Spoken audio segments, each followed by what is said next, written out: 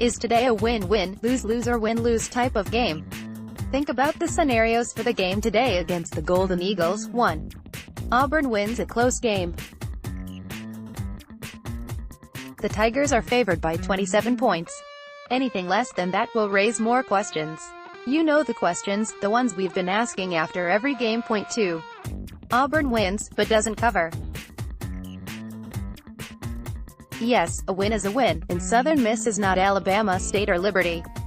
But the Tigers should have a lot more firepower, and it would be nice to see some points scored by the offense. Point 3. Southern Miss upsets Auburn. It's happened before. Any remember a guy named Brett Favre? 4. Auburn wins big. This is what everyone wants to see. This is what will build momentum entering the 5-game stretch against SEC opponents. So that brings us back to the big question, can this Auburn football team win a game the way everyone thinks it should? It didn't finish things against LSU. It beat Arkansas 34-3, but managed just 225 total yards, the 4th worst total under Gus Malzahn.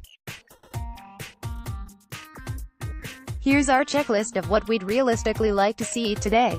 Minimum 400 total yards on offense. Minimum, the preference would be to hit 500. But better execution and short fields created by special teams could make 400 plus feel good. Jarrett Stidham throws at least 30 passes and goes for 250 yards or more.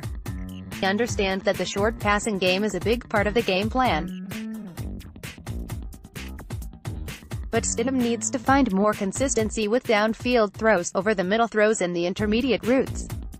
One of the running backs hits 100. That likely would be Jadavius Whitlow, but the coaches seem determined to share the carries. Southern Miss QB Jack Abraham has been very good this season. In 3 games, he has 10 TD passes and 1,048 yards.